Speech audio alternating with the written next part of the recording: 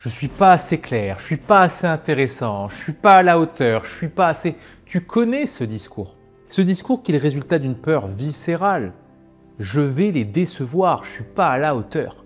Sauf que ce qu'il faut bien comprendre, et ça peut paraître étonnant, ce n'est pas les autres que tu vas décevoir, mais c'est bien toi. Et je m'explique. Trop souvent, on ne s'en rend pas compte, mais on imagine que les autres ont des attentes quand on doit parler en public. Il y a un manager qui a des attentes, il y a ma famille, il y a les gens que je connais, il ne faut pas les décevoir, en plus, tu as vu, ils sont venus. Et puis, il y a tout un tas de gens qui m'écoutent et qui ont des attentes.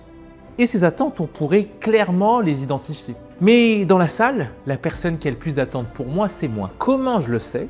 C'est parce que moi, j'ai en tête les attentes des autres et puis j'ai les attentes que j'ai pour moi-même. Je veux faire carrière, je veux réussir ma vie, je veux être bien vu. C'est pas que les autres veulent pas que je réussisse ma vie, pourquoi pas, tant mieux, mais ça ne fait pas partie de leurs attentes au moment où je m'exprime face à eux. Ce qui fait que mes attentes sont la somme de leurs attentes que j'ai en tête, des miennes que j'ai pour moi, et à partir de là, j'ai beaucoup d'attentes pour moi. Et il y a une expérience très simple qui permet de confirmer ça.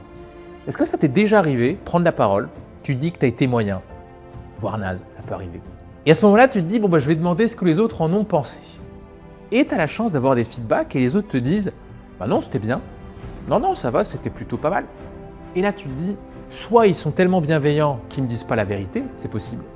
Soit il y a un problème, parce qu'on n'a certainement pas vécu la même chose. Moi, j'ai eu l'impression d'être moyen, eux se sont dit que c'était bien. Et bien, ce delta est bien la preuve que leurs attentes étaient plus basses que les tiennes, car ils se satisfont de ce qui s'est passé, mais de ton côté, ce qui s'est passé ne te satisfait pas assez. Ça veut dire quoi? Ça veut dire qu'on va arrêter de chercher à être Usain Bolt quand on a du mal à courir.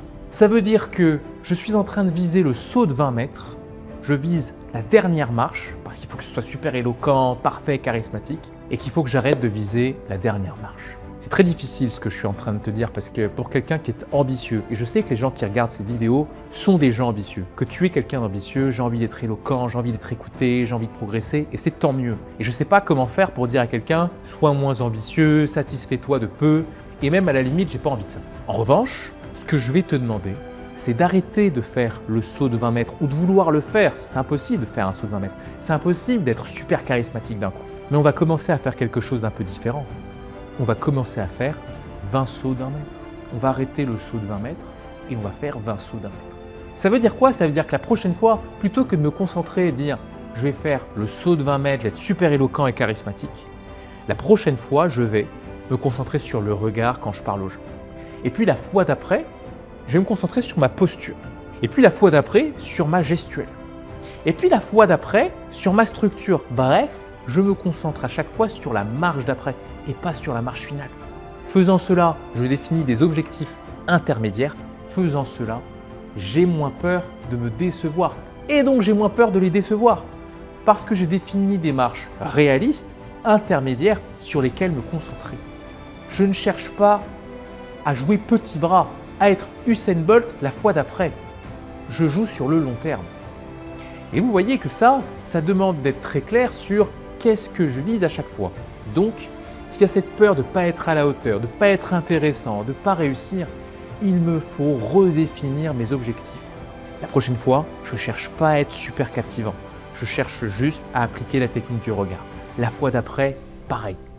Définis-toi des objectifs intermédiaires qui vont me permettre de souffler, mais qui vont surtout nous permettre de progresser. Parce que viser le saut de 20 mètres, c'est pas progresser, c'est angoisser. C'est irréaliste et surtout, ça crée une peur, celle de décevoir. On évite de se fixer des objectifs inatteignables et on commence à travailler sérieusement sur sa progression en oratoire. Je te fais confiance là-dessus, à toi de jouer pour éviter de les décevoir. Et si tu veux parler en public avec confiance, regarde dans la description s'il reste des places pour réserver cet appel. On t'explique la méthode pas à pas et hâte de pouvoir échanger ensemble.